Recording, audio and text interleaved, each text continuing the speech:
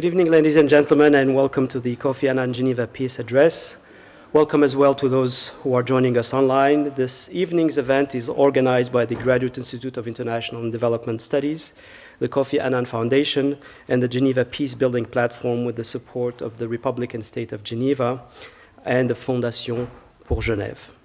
My name is Mohamed Mahmoudou Mohamedou, and I'm a professor of international history and politics here at the Graduate Institute.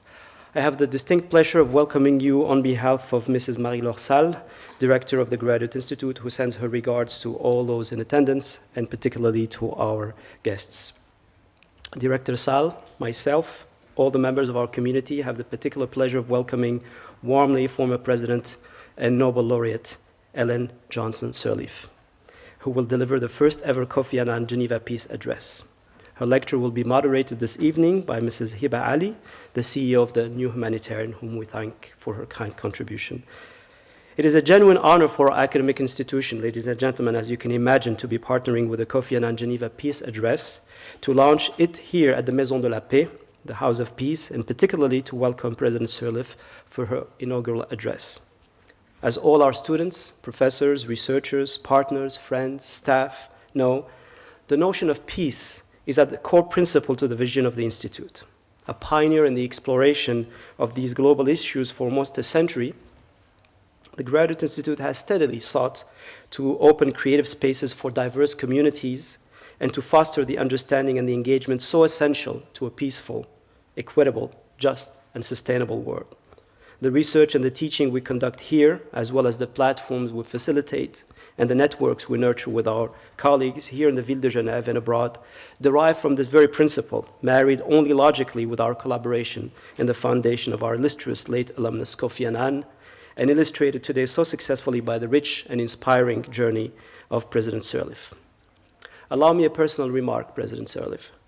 You may not remember this, but in the spring of 2005, as you were about to forge ahead with your presidential candidacy, while you were visiting Harvard University, some common friends organized a garden party to host you, and given the surroundings off of Brattle Street, inevitably this turned to an intellectual exchange, and you offered your views on where you thought your country, your region, more generally, the continent should be moving. In the years that followed, watching you go about the implementation of that vision, I was always struck by how precise and how consistent it was all from the get-go and the discipline that you had in seeing it through. So it's a great pleasure that I welcome you here in another scholarly environment with our friends and colleagues.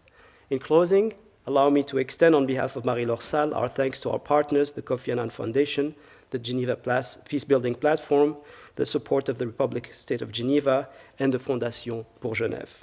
I wish us all a rich event. I thank our moderator, and I will give now the floor with my welcome to Mr. Alfonso Gomez, who will be followed by Corinne Mormal-Vagnan, Executive Director of the Kofi Annan Foundation, ahead of our lecture by our guest of honor today, again, Mrs. Ellen Sirleaf. Thank you and welcome.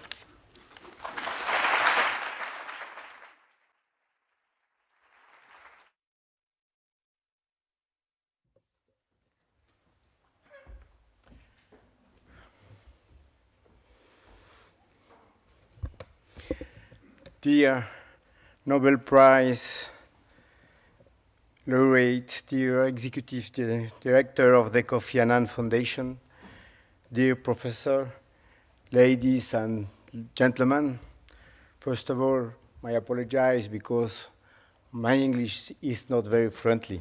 I would prefer to give you my speech in Spanish, but nevertheless, I will try to tell you the great honor in my capacity as a member of the Executive Council of the City of Geneva, and on behalf of the Geneva municipal and cantonal authorities, to open this first Kofi Annan Geneva Peace Address. Organized by the Kofi Annan Foundation, the Graduate Institute, and the Geneva Peacebuilding Platform as part of Geneva Peace Week. This high-level conference is taking place against a very troubling backdrop, which calls for the development of innovating long-term solutions for a more peaceful world. The last 20 months of our history have indeed been an extremely difficult time for humanity, exacerbating vulnerabilities and inequalities to a rare degree, creating a mass of misinformation and giving rise to numerous instances of hate speech. Moreover, populist and nationalist attacks have erupted all over the world, each of which represent a threat to a multilateralism and international cooperation. Finally, we are still struggling to identify a solution to numerous deadline conflicts, while new tensions are appearing in all corners of the globe, plunging entire populations into fear and insecurity. Geneva can play a leading role in this situation as the capital of peace, home to numerous international and non-governmental organizations, as well as several renowned academic institutions. Geneva is also an important center of multilateralism and diplomacy, where almost all nations are represented. As a result, the city offers a unique ecosystem of skill, experience, and commitment that holds all the aces in terms of research, reflection, and peace building. Today, however, to tackle the complexity of the current challenges we face and to respond to the changes taking place in global politics, it seems essential that we move away from the operational silos that have long characterized international Geneva to adopt a vision that is not only holistic, but also fundamentally anchored in sustainability development. It's one of the great merits of Geneva Peace Week, which aims to break down traditional barriers to stimulate cross-cutting debates and define innovative, sustainable solutions. It's an initiative that emphasizes the role every individual, stakeholder, and institutions can play in building a more peaceful world, and one which the city of Geneva is delighted to support as part of its long-standing commitment to human rights and peace building. Ladies and gentlemen, for the first Kofi Annan Geneva Peace Address this evening, we are honored to welcome Ellen Johnson Sirleaf, the first democratically elected female president in Africa, who led Liberia from 2006 to 2018 and won the Nobel Prize in 2011. This is a marvelous opportunity. Why? First, because her journey reminds us that there cannot be either peace or sustainable development unless women are fully involved in decision-making and at each and every level of the society. And secondly, because her resolute efforts to rebuild a country ravaged by 14 years of civil war laid the solid foundation on which Liberia can now move forwards. Her experience and peace building in countries emerging from conflict is therefore extremely valuable. Thank you. Thank you for your attention, and thank you. I hope you have an excellent evening. Thank you very much.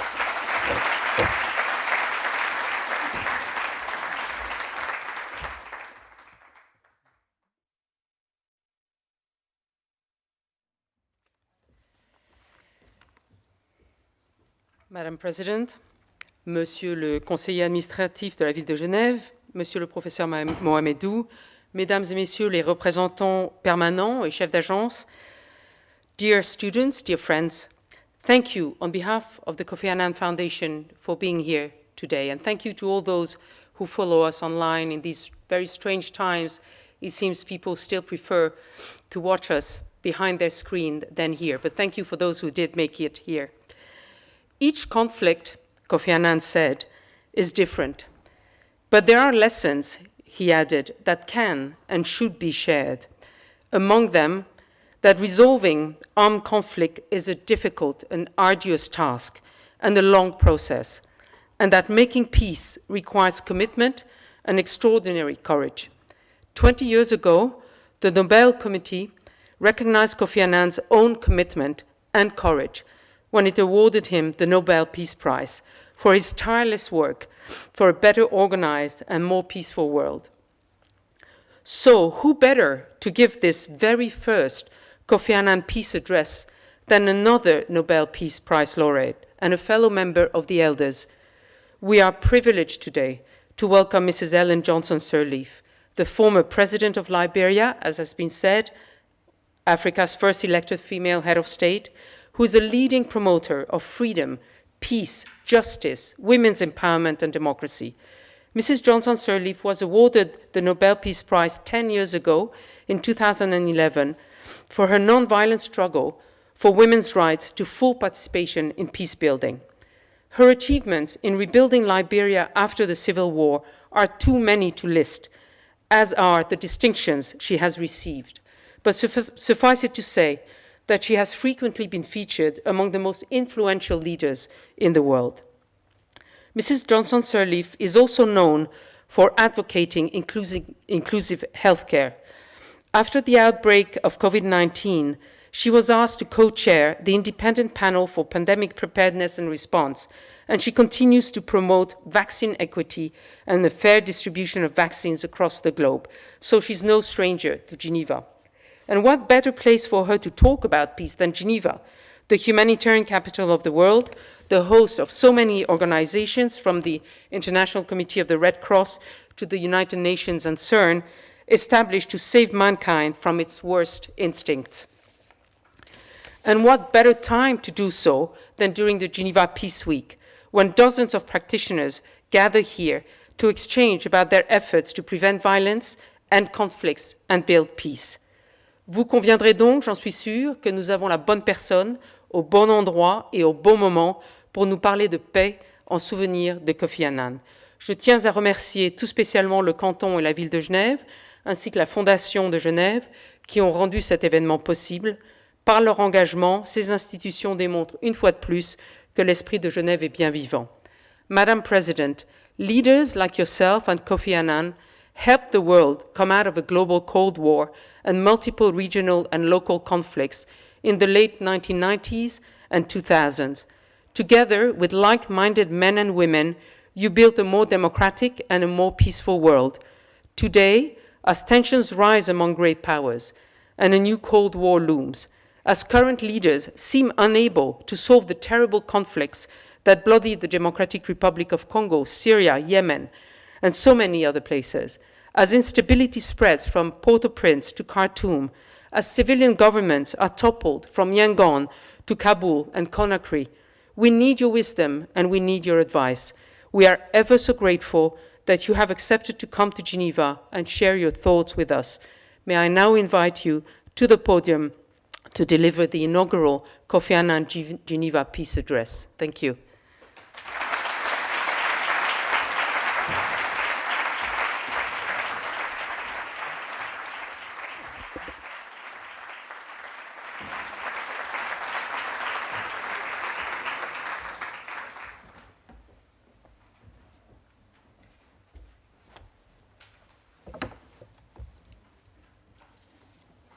Thank you. Please sit down.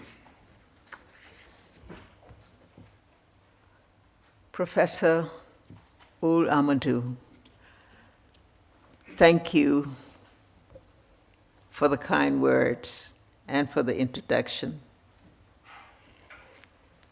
Councillor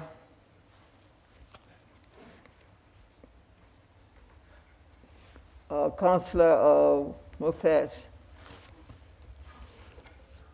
and Executive Director Corinne, let me say how glad I am to be here. It is an honor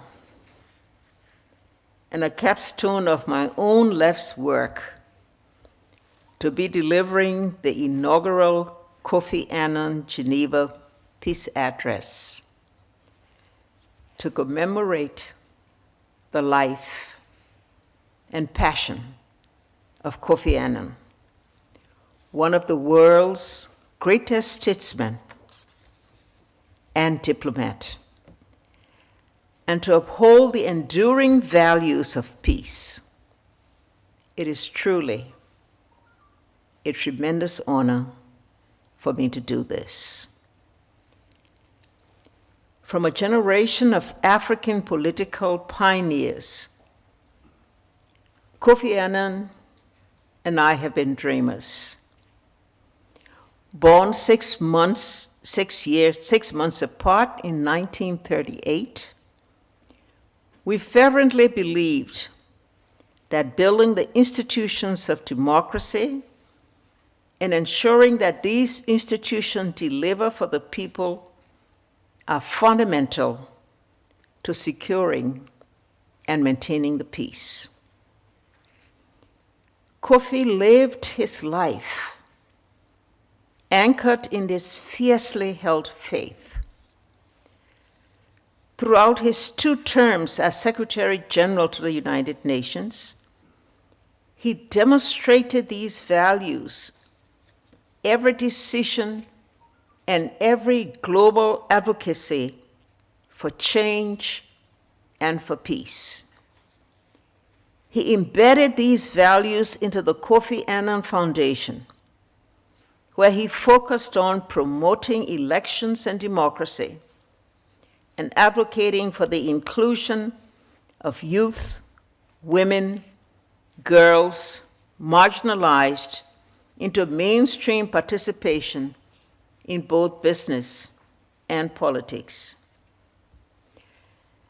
As the world makes its painfully slow recovery from the coronavirus pandemic and confronts a climate crisis that falls disproportionately on the global South, standing in the shadows of this great man, I feel a renewed sense of urgency to carry on the work of our lifelong compatriot, even after, in my case, celebrating my 83rd birthday on last Friday.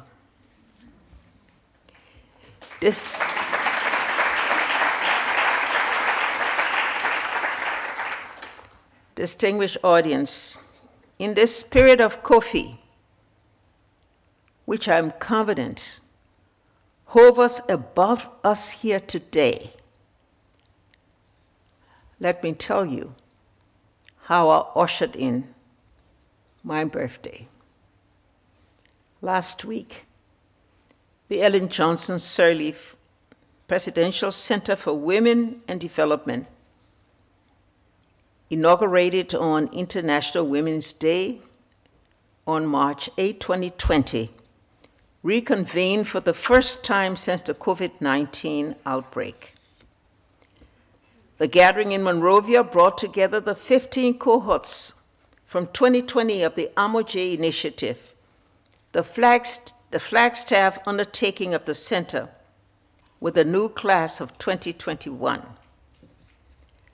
36 women from 16 African countries, including activists, senior government leaders, CEOs, and heads of civil society organizations, were singled out by the Foundation's leadership as change makers and force multipliers in their countries and in their communities. During 3 days of trainings, we reflected upon the pioneering women of history who carried the torch for freedom and human rights. We applauded the current women who have established without doubt the claim of global leadership based on equal or higher level of capabilities and courage, and with the added value of empathy and concern for human dignity. We huddle together to support each other, learn from one another, and recommit to uplifting women, and in doing so, the human condition. We debated whether change could come from the inside or if the work was on the streets. We marked our progress of these past 2 years, and for many, marked some painful setbacks. We argued, sacrificed much needed sleep, laughed, cried, danced. We were energized by each other. And as a sorority, we became greater than the sum of our parts.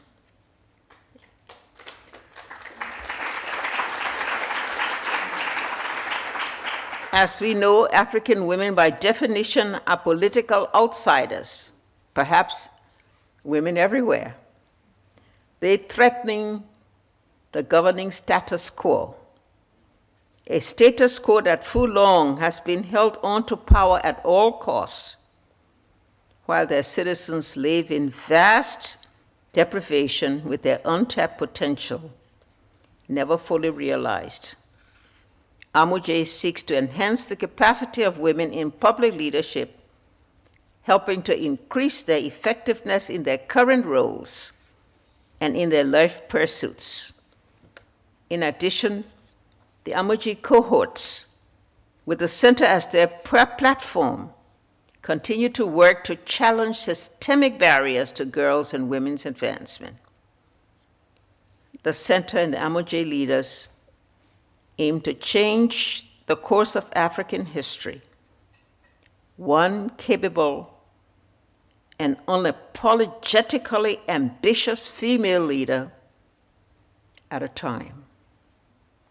It is a worthy goal, but I know that Kofi would say to me, if he were sitting in this audience tonight,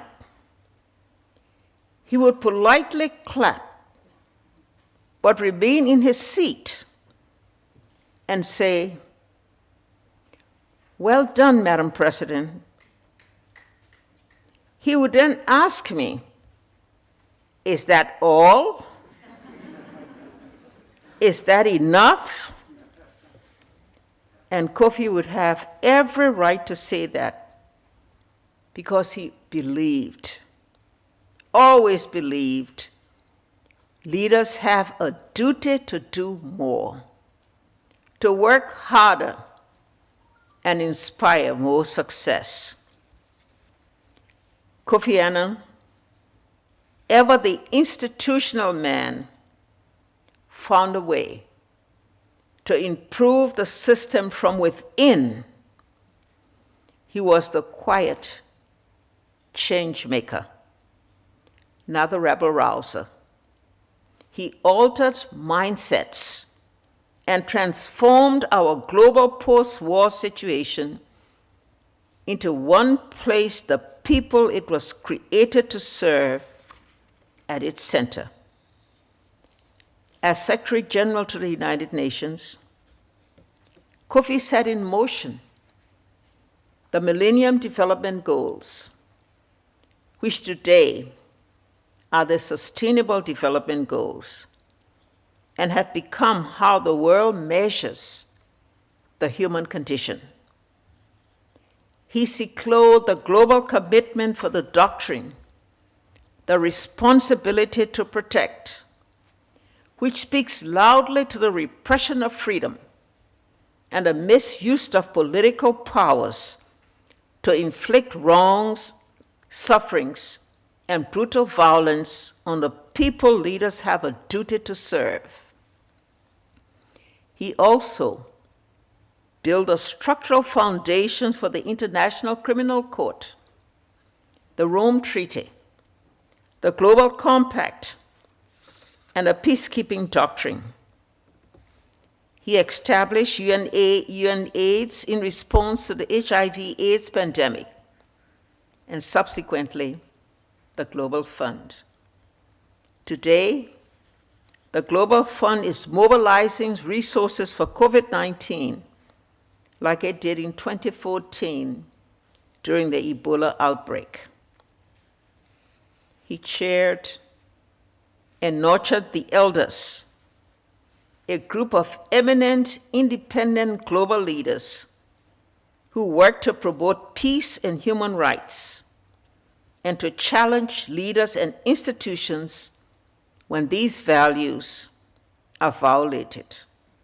Similarly, he affiliated with the Africa Progress Panel that brings together African leaders to advocate for equitable and sustainable development in Africa, in memory of the works of Africa's peacekeepers for peace and reconciliation. Kofi Annan was a leader of the world, and a consequential one, impressing lasting impacts on the peace, dignity, and security of the global human family. When African and world leaders meet in Accra on December 8 and 9 at the Kofi Annan International Peacekeeping Training Center to discuss democracy and governance in the continent of complex crisis in West Africa, we will remember the work of Kofi Annan's spirit and endeavor for peace. We will have to ask ourselves, have we done enough? I met Kofi at the United Nations in 1992 when I was appointed head of the United Nations Development Program for Africa. I had just been forced into exile from war-torn Liberia, my home. After years of service in 1997, I requested a private audience with him. It was only the second time I had the opportunity to do so. I was nervous, as I held him in such high regard and was worried that I would disappoint him by leaving. And I summoned the courage to announce to him, Mr. Secretary General, I came to tell you that I must resign from the United Nations and go home to Liberia to challenge the rule of warlords. I will run for president against Charles Taylor. Kofi fixed his eyes on mine. He showed no disappointment.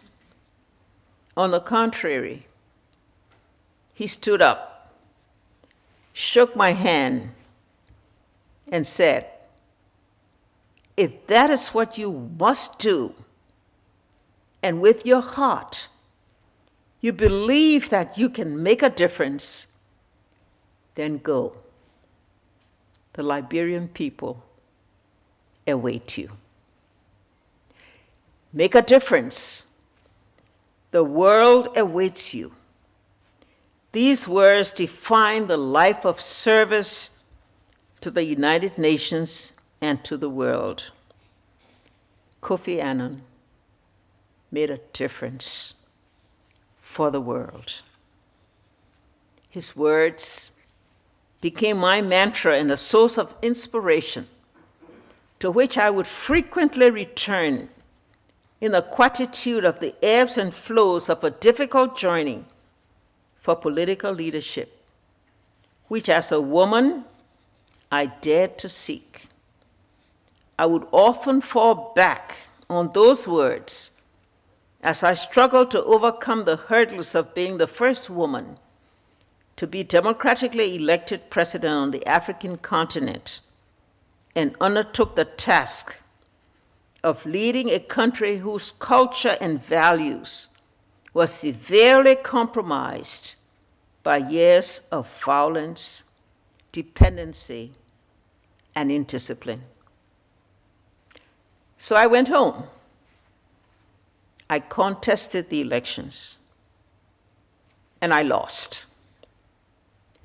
But 8 years later, I tried again. And while my commitment to the peace and recovery of Liberia was unwavering, so was Kofi's.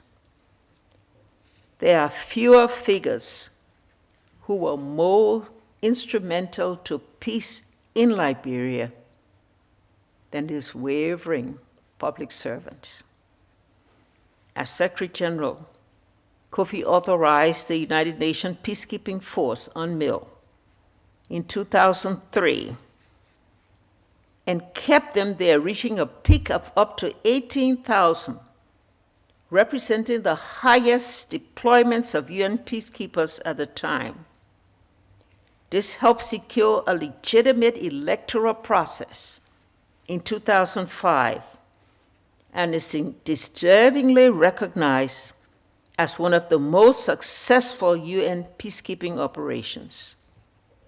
Further, he helped to mobilize over $500 million from the donor community to support the nascent transitional government, which was so pivotal in a country that was so devastated through decades of civil war. His leadership and his support helped maintain peace in Liberia and allowed our country to restore its dignity, to reform our government, and to strengthen our democracy. In large parts of this support, I won the legitimate election in 2005 and became the first woman democratically elected to lead an African nation. That was November 8, 2005. On Monday, it will be 16 years since that historic victory. And since that time, no other woman on the continent has claimed such a high office through a democratic election. That says, like Kofi would say, we must do more. As individuals and as a collective community, the sustainable development goals he visualized will not be fully realized until women, the disadvantaged, the marginalized, have hurdles and restrictions removed from their paths to full participation in political processes and national decision-making. Distinguished audience, it is not lost to me that Kofi Annan and I shared not just the years of our birth, but the honor of being considered outsiders and therefore first in such respects. I stand in his shadow with the hope that the trails he blazed will inspire many more to follow. Being outsiders and first did not stop us from pushing ourselves. In fact, it motivates us to do more. Today in Africa, our native continent, and in other places across the globe, democracy and the empowerment of people cannot be permitted to fail. Multilateralism cannot be overcome by the creeping wave of authoritarianism. We must continue to pave the way for the breakthrough of political outsiders. We must continue to be included and supported by those who are encouraged to make a difference. not as an end in itself, but as a means to achieving ends that truly empower all people. That is the Kofi Annan way. My message to all of you today, in the spirit of our dear friend, our mentor, our older brother, the one who has made a difference, the one who stands out like no one else has, as a Nobel Prize earner.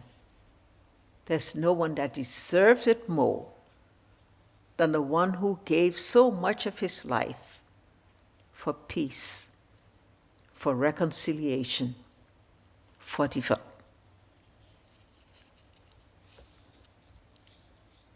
My message to you, in memory of him, is that we cannot go back. It is not enough to build better. We must build forward. We must move on. We must follow the course that Kofi Annan has set for so many of us. In today's world, as we look at the creeping global divisions, and we look at a return in so many of our countries to the coup d'etats that we thought we had already graduated from, we must all try more. For us, as women, we will take our appeal to the African Union, to the European Union, to the United Nations, to the G20 and the G7.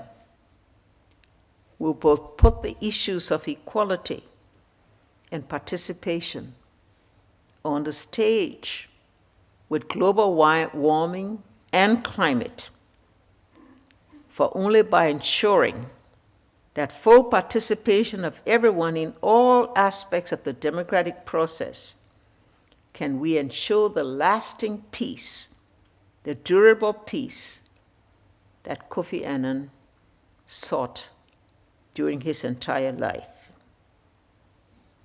It is clear that what he stood for is what we all have a means to emulate. We must follow Kofi, who says that a single person can make a difference. A single person, like he was, can leave a legacy for generations to come. We challenge you, those of you at the Graduate Institute, those of you who stand with the Kofi Annan Peace Institute and work for it, that is up to you to carry on the mantle that he established, that he left behind.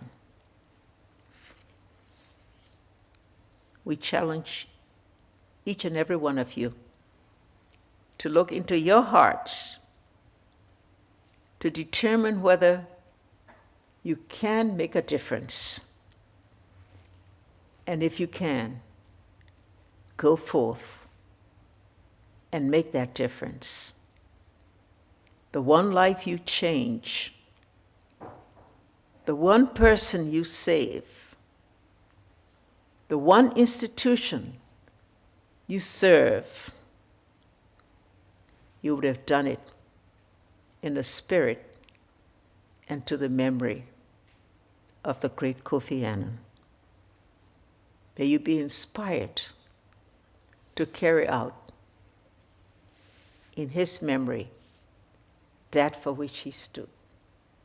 For there is no one in our continent whom we can stand up and say, there goes one man, one person, one individual who stood up, made a difference that changed the course of African lives and that set the world on a different standard. Thank you for being a part of what Kofi Annan represents and what we all aspire to do in the short time of our lifetime. Thank you.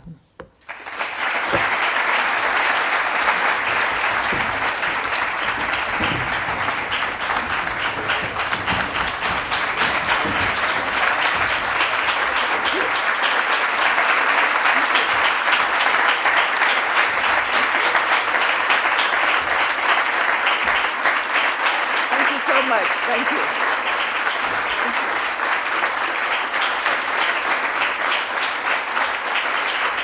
Going over there.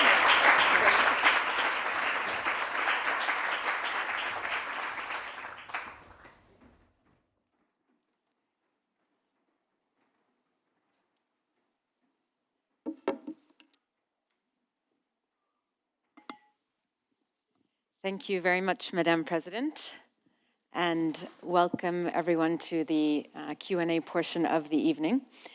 I am Hiba Ali. I run a news organization called The New Humanitarian. Madam President, you may remember it as IRAN. It was a very reputable news source in Africa in the 90s amid many of the conflicts on the continent, and we have since transformed to become The New Humanitarian, and our journalists around the world cover conflicts and other humanitarian crises in order to inform the way the world responds.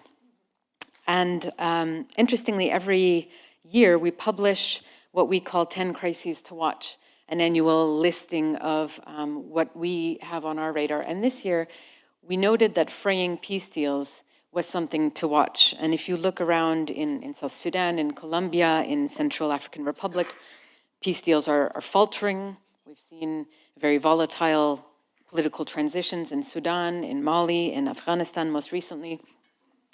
As a result of COVID and its economic fallout, there has been less money, less international bandwidth for the kind of monitoring and oversight that make up a necessary part of peace building. So it's kind of fallen off the international agenda in a way, and lockdowns haven't helped. So I remember someone saying to me, you can't negotiate peace on Zoom. Other challenges like climate change, as you've noted, are now kind of taking center stage. And despite the UN Secretary General's conflict prevention agenda, we haven't really seen huge evidence of lasting progress in that regard. And if anything, things are going in something of the other direction with a new conflict in Ethiopia as one example. So I have a kind of overarching question around how you see the outlook. You've talked about creeping divisions and a return to coups d'etats and the need not to go back. Are things getting better or worse? And I suppose as a second part of that question, where should we look for hope when it comes to peace in the world? You talked about the African Union, about the UN, the G7. The African Union is pretty cash-strapped. The UN hasn't seen much progress, as I mentioned, on the Secretary General's agenda of conflict prevention. The US has a whole bunch of other priorities at home. Who's going to lead this push for peace moving forward? Unfortunately, today, it's on. Unfortunately, today, the world has lost its pilot. And so we find that global leadership are no longer united. You find that it's so difficult to get the kind of collaboration and collective attention to be able to address a problem. And with the challenges that we face, the coronavirus being the most severe right now, the one that is still raging in variants, we still don't see the kind of collective action to be able to address it.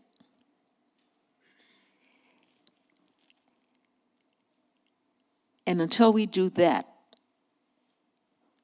as the most difficult challenge the world faces right now, it'll be very difficult to address the other kinds of diseases, or for that matter, as you pointed out, to address the other things that we all know are important, peace. And with a divided world leadership, you can easily see how the standards set by all are no longer subscribed to. You can see more nationalism, exclusion, patriotism. Those are what have been claiming. And so people themselves are beginning to see how to protect themselves. No longer the interest of protecting everyone for the safety of humanity. Is there something we can do about that? I think we have to call upon the world leaders to once again refocus. In Africa, there's a challenge, but I still maintain that despite these exceptions, despite the distractions, despite the backsliding and the reversals that we see in countries that have once again started to use militarism as a means of securing power, that there are enough out there that have been able to achieve democracy, enough out there that have established the evidence of growing economies and participation. And if we can use those examples and set up the role models, which we do have, that maybe we can find a way to see this as a passing situation, not a permanent state of deterioration, but a distraction from those that set the standards and no longer wanted to abide by them. It's interesting to hear you talking about the kind of retreat of world leaders. And Corinne, you referenced that Kofi Annan had this belief that there was always lessons to be learned from every conflict and from every attempt at peace. And we've seen in our more than 25 years now of reporting on conflict zones, and more recently in a series that we call Beyond the Bang Bang, which is a project in partnership with the Stanley Center for Peace and Security to report specifically on efforts to build peace. One of the most important lessons we've seen is that peace needs to be built from the bottom up, and that it is being built from the bottom up. Local peace deals are being made, and they can work when the interests are aligned. There's a saying in the media that if it bleeds, it leads, and meaning that violence and bloodshed are always at the top of the news. But we've been trying to make a concerted effort to highlight that efforts towards peace are happening and that war is not inevitable. But it is coming from the local level, and that kind of high-level UN-brokered peace we're not seeing as much of anymore in recent years. It's not as successful as it used to be. And so if the kind of big peace, as it used to be called, those days are over, and we've seen in Syria, in Yemen, in Libya, that UN mediation just isn't working anymore. What is the role of the international community in supporting local peace efforts? You were very much a local grassroots effort at bringing peace together. What was helpful from the international community? What was hurtful? What would you have loved the international community to do to support local peace activists?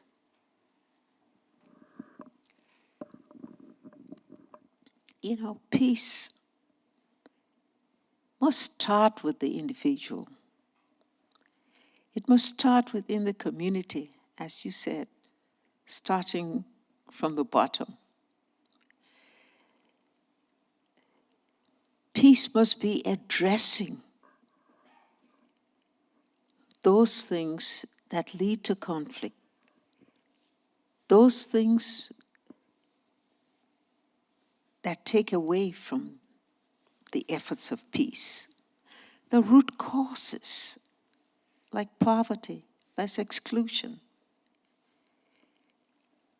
those that lead to frustration of people who find their only means is to be able to demonstrate it through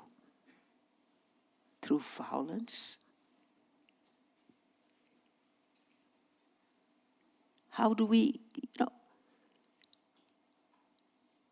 peacekeepers are there to maintain peace, but there has to be a peace before you can maintain it. But if there's no peace because it's been built in the community that accept the fact that living together with tolerance, being able to accept differences, unless that comes through action of prevention from those things that take away from peace. And perhaps that's where we have the problem. We concentrate so much on controlling a situation in which peace is no longer there. We said instead of spending the time building the communities, building the efforts of acceptance, the efforts of the values of differences, so that people can live one another and still be what they are. Unless we can build those fundamentals in the society, then it's different to think that we're going to have lasting peace. And when peace is compromised, it's not going to be peacekeeping as much as they can do to maintain it. But the absence of war is not peace. The absence of conflict is not peace. Peace is being able to see it in the individual and in the communities. I have one last question before I turn to the audience so you can begin preparing yours. But you've just said peace is not the absence of war, and there is so much to really building a true peace. You succeeded in forging peace in Liberia, but then after that, there's a whole other set of challenges around building a real democracy, around coming out of poverty, around fighting corruption. And in a 2017 interview, you told Foreign Policy that you had underestimated the task and that it turned out to be much harder than you had imagined. Your government, when you were in office, was accused of corruption. You've been accused of nepotism. You had an amazing image abroad, but many critics at home. I wonder if you could, you talked about Kofi always saying, you must do more. What more do you wish you could have done? What regrets do you have around your peace-building journey and everything that comes with it? And what are some of the kind of difficult trade-offs that you have to make when you're peace-building? But let me put on my woman hat and say that all those criticisms come mostly to women leaders. You don't get them from men leaders.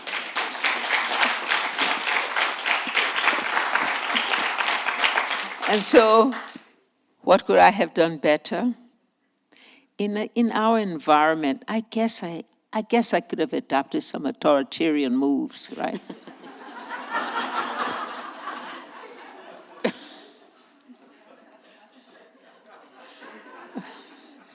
Is that it?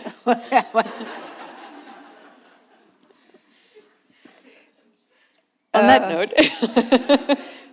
No, I mean, there's always, room for improvement. There's always room for ensuring that you do more. And, Monday night quarterbacking is easy. You can mention all the things you could have done.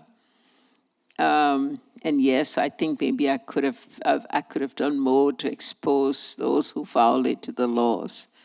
I could have done more to do more for education. You know, sometimes coming into a war-torn country where all you can see are broken infrastructure and broken institutions, you spend the time trying to rebuild those, forgetting that those that are going to manage those institutions need the skills and the education, because an educated person, chances are, would endorse peace much quicker than somebody who feels frustrated because they live in poverty for so long and they can't see, they can't examine all the issues and understand the values and whatnot. So, but education is not a quick fix. And I think we did what we could to put in an educational system to make sure that, like, you know, girls and others had better opportunity. But still, there's more, but there's also resource constraints on how you can do so much. And I'm sure in a country where, you know, institutions are weak, you've inherited values shaped by years of war and dictatorship. You know, there must be a calculation that goes through your head about trying to navigate between, you know, do you try to break down the entrenched interests? Do you look for the places where you can make a small difference? I'd just love to hear your reflections on kind of how you work for change in a system that doesn't necessarily operate according to the same values, and where the task is just so big. Well, I think for one thing, you have to be truthful to yourself on what you can do. And you have to be honest with the people. Even though politicians make promises and those promises don't get fulfilled sometimes, whether for circumstances or otherwise. But I think one should always say what you can do, and when you're wrong, admit it. So, how do you control, how do you manage expectations when you're going into a post-war environment? When everyone expects you to do everything, everyone expects that you can deliver to them what's delivered to everybody else. I think in that particular case, you reach out as much as you can, you consult as much as you can, you find compromising measures to be able to ensure. Because in the case of Liberia, there's one thing that was fundamental, was to keep the peace. Everything else had to depend on keeping the peace. And that's why I said and keeping the peace was not just the peacekeepers. Keeping the peace was being able to communicate with people at all levels, to recognize the value of everybody, to ensure everybody that there was equality, that they had the rights to speak out as long as they preserved the law, as long as they maintain certain requirements that had been put down. But who would have known that the great United States couldn't keep the peace?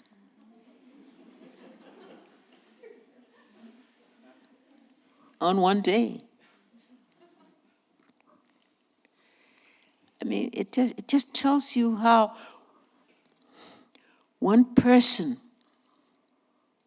can change the world for good or for evil. And that's the record of humanity. It must have been nice as an African leader to see the American leader struggling just as much as many of your colleagues. Questions from the audience. We have a couple volunteers with microphones. There's one down here, and I believe we are also taking questions from online, so if you do have questions online, I will find them. Thank you so much, Madam President. Abraham Sion, a Liberian living in Geneva, Switzerland. Your Excellency, welcome to Geneva. Thank you so much for that brilliant speech. Reflecting my memory to the time we struggled, and then you were coming to power. My question is, let me not go into politics back home more. Your legacy built abroad, I think it's more concrete than what you have in Liberia, back home in Liberia. The one in Liberia, is it sustainable as we're seeing it now? Thank you. We'll just take a couple more, perhaps, Madam President, before we answer. So I think there's another here, and perhaps then the lady in pink in the middle. Yes. Okay. Hello. Madam President, here. Manuel, I'm from Venezuela, and I appreciate your comments and your conversation. My question is more, what is your idea, right? Is peace a way to restore dignity, or is dignity part of the process to achieve peace? What is your take on that? Thank you. And perhaps one more. Yes, sorry, okay.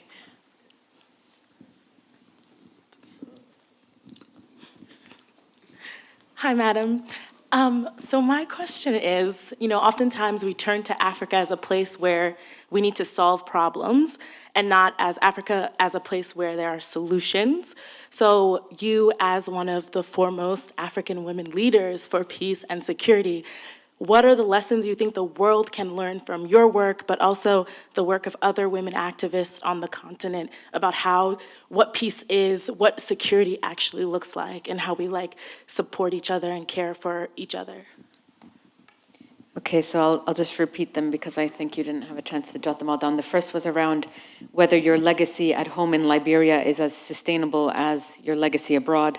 The second around the relationship between peace and dignity, and the third around lessons from African women activists on the continent. Is my legacy sustainable? I stand on my record. And I dare anyone to challenge it. Go look at it.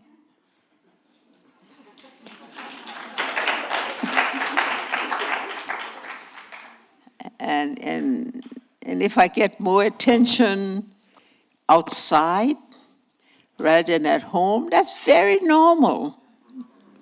It's normal in every society, and so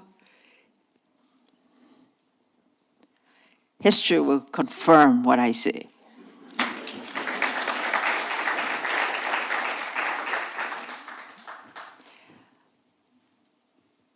I think if you give dignity to someone, you make that person feel like a person. And I think you have a much better chance of getting peace. And so I'll just say, respect people for they are as an individual, no matter who they are, where they come from, what's their race or tribe or religion. If you show them dignity as a person, chances are they will respect you because you respect them. And that, to me, is a promoter of peace.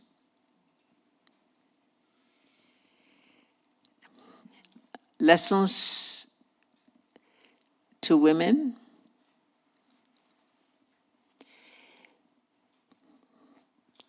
Join the fight.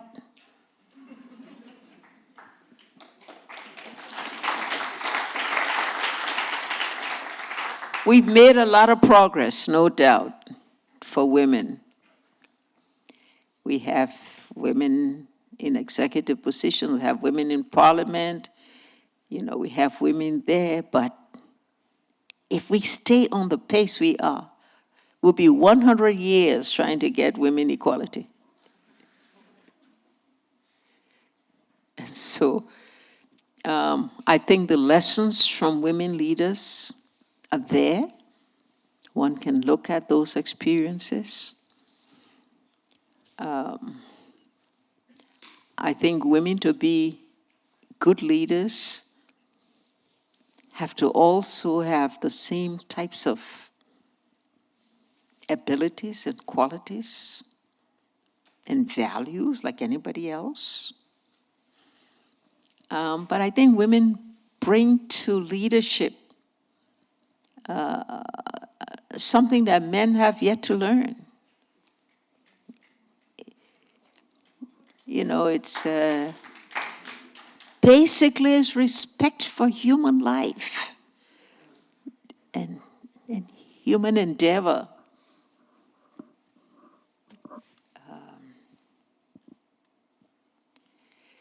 And so right now, our battle is not, as much as we're going to continue to advocate and persuade and argue and something, I think our challenge now is for men to accept us for what we are, just like them, in every way. Yes, physically different. That's how we were made by God. But in every other way, equal to the task. So what are you waiting for, men?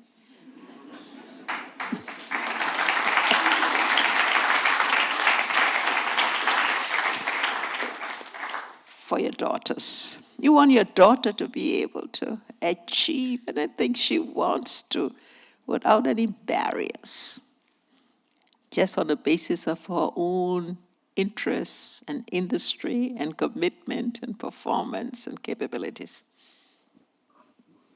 Quick question, perhaps, before we turn back for a last round from the audience. The Security Council Resolution 1325, which enshrined the need for women's participation in peace negotiations and peace processes, we marked the 20th anniversary of it last year. Has it made any difference?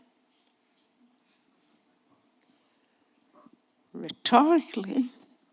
What's that? Only with rhetoric. Yeah, no, let me change that. I think we've had,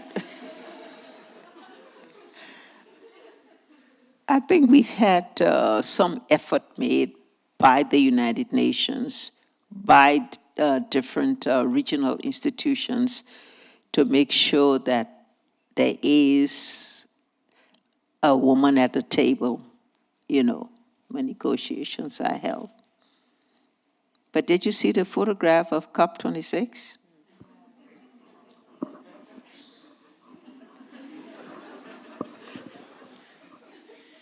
Let's take another 3 questions from the audience. So I think I had promised the gentleman in the gray jacket there. Thank you. Thank you, President, for your inspiring words. And I think we will all leave with hope in our ability of making change. So thank you for your words. I had the privilege to meet very briefly Kofi Annan when I was a diplomat for the European Union, leading negotiations on Myanmar in the UN Human Rights Council, and it didn't take me long to see in him all the qualities that you've described of leadership and vision. And one of the many things that Kofi has done, you mentioned the UN Global Compact, was to appoint Professor John Ruggie as his special representative on business and human rights. And John Ruggie has been the architect of the UN Guiding Principles on Business and Human Rights. He sadly passed away in September, and we miss him, and we've lost another leader in the person of John Ruggie. And my question is related precisely to these two business.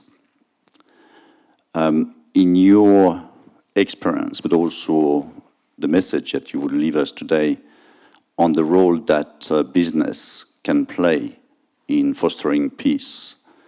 When we speak of leaders, we often mention political leaders, but we have visionary leaders in the world of business. We have business enterprises, organizations that can lead us also to making change on the ground. we can obviously highlight the negatives, but there's also a huge potential there. So if you could share your thoughts on the role of business in fostering peace. Thank you. Oh la la. Can we, there's a young woman with her hand up right now in the middle row there, also in gray, I believe. And then I'll have to make a difficult choice about the final question. Thank you, Madam President, for your words today.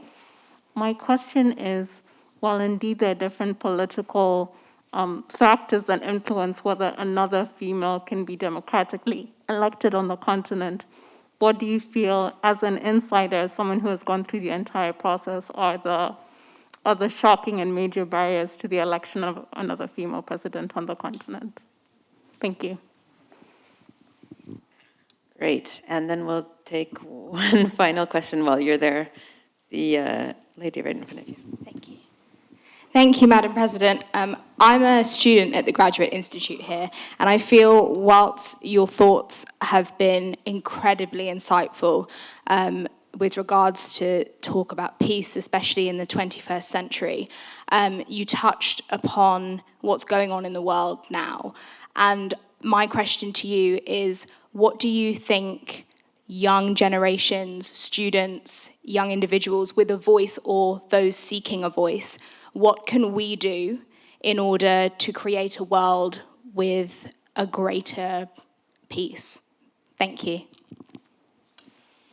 All right, so what can the business community do to foster peace? What can young people do to create peace? And what are the barriers to another female president on the continent? I think the business community, first and foremost, should play by the rules. The rules of every country, and by that going to be global, meeting the global standards. But I also think business people, as you rightly said, can be instrumental in promoting change, in promoting values by the standards they set. And in those cases where there is an attempt for a collective effort to address some of the things, whether they're things in a society that require support, or whether they're global initiatives that are taken to address something, I think business people can be very instrumental in that regard.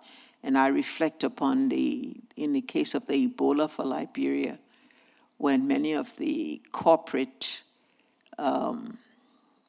entities in Africa did come together and support the African Union to be able to recruit young Africans from different countries to actually go to Liberia and to work, with their colleagues, with their peers, to be able to address it. So I think that's the type of thing. I was listening today about what's happening about climate change, and I think it's the business community that has come up with substantial amount of resources that have been raised among themselves to be able to support the work of trying to make sure that there is support to those countries that are disproportionately affected by the effects of climate change. And so I think sometimes, business people don't want to be known. They don't want to have a presence because they figure this brings pressure on them. But I think they can play a very instrumental role, and many of them do. But play by the rules and pay your taxes.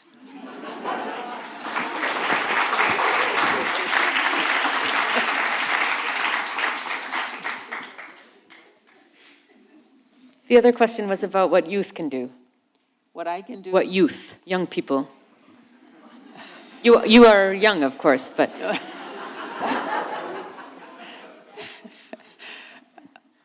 No, I think today the young people have the say. The world is young. The demands are coming from young people for justice, for participation, for leadership. I don't think, like Kofi Annan said, you don't have to get it from the streets you know, you can get it from the demands of working together and making suggestions and putting some of your, some of your vision within your community, within your city, within your country. Yes, the protests are fundamental to the exercise of one's rights, and nobody can stop there. But for sake, make it peaceful. Make it visionary, make it purposeful. And I think if you all did that collectively, in your communities and took the time to sit down and fashion how you would like to see the world, I think leaders would listen.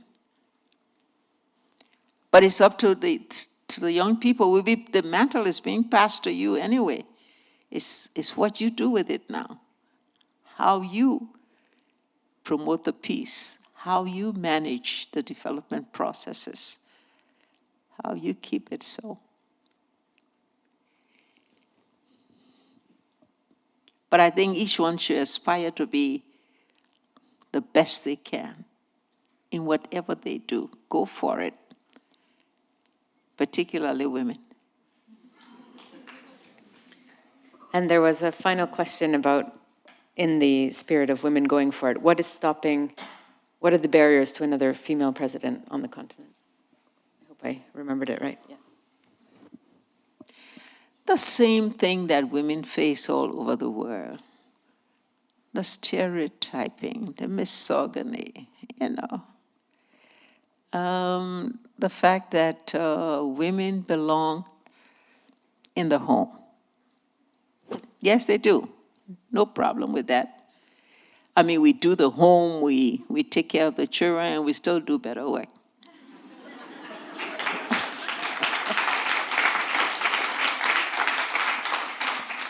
But I think it's the normal barriers. It's not only an African problem, it's a world problem. And it just comes from too many years of male domination until everybody got used to it.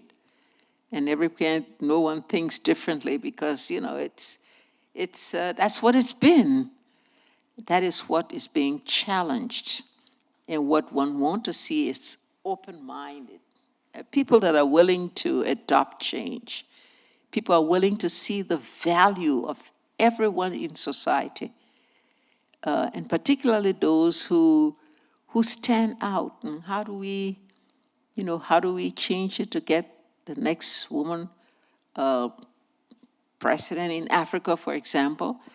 That's what some of the things I was talking about, the center we have. The whole purpose of that is to do everything we can, to advocate, to write, to raise profiles, to do op-eds, to do discussions, to do everything we can.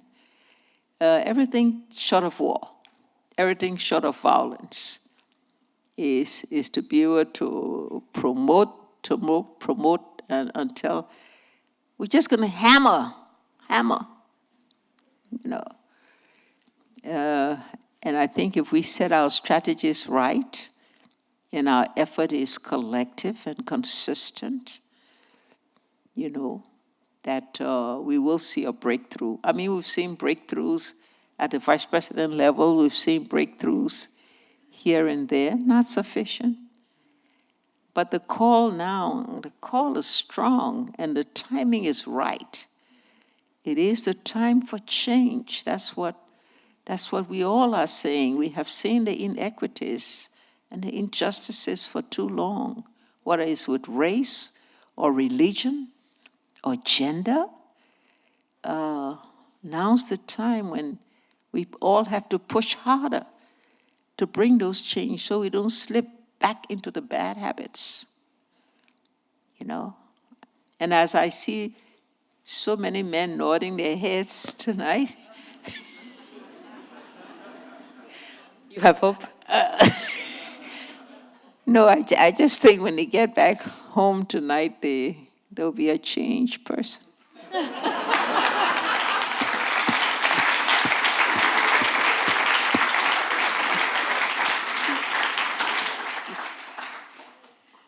Just before we close, Madam President, a final question from me.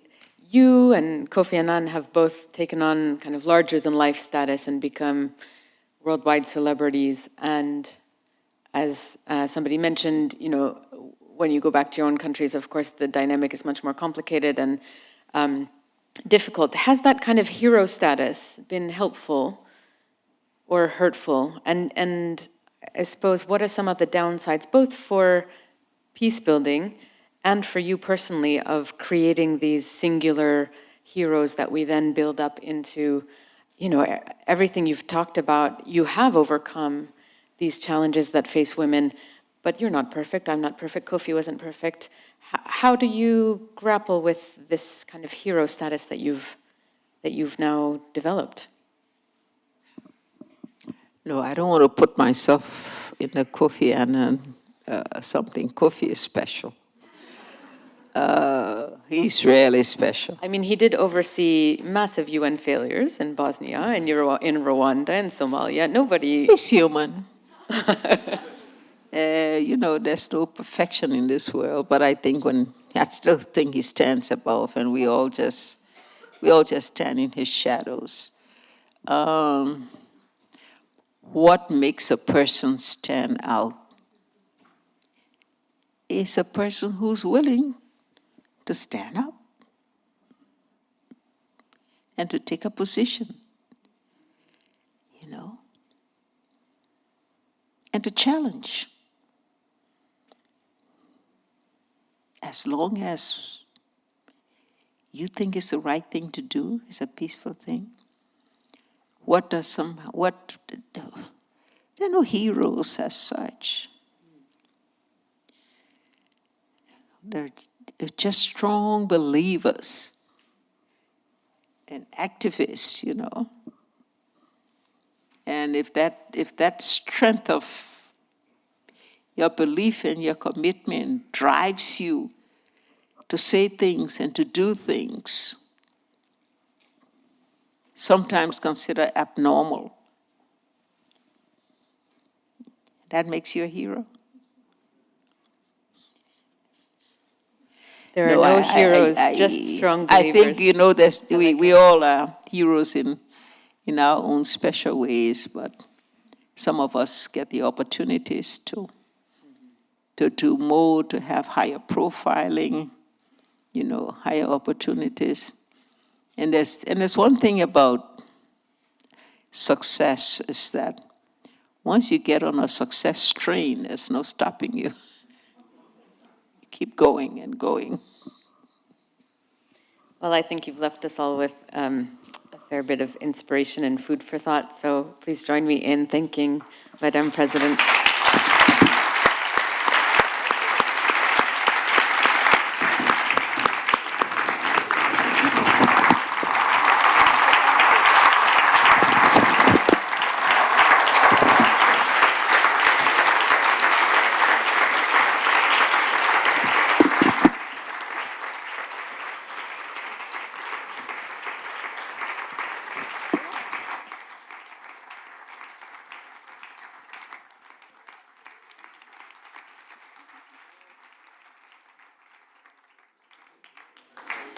And thank you all. You've been a wonderful audience. That brings this to a close. Until next time.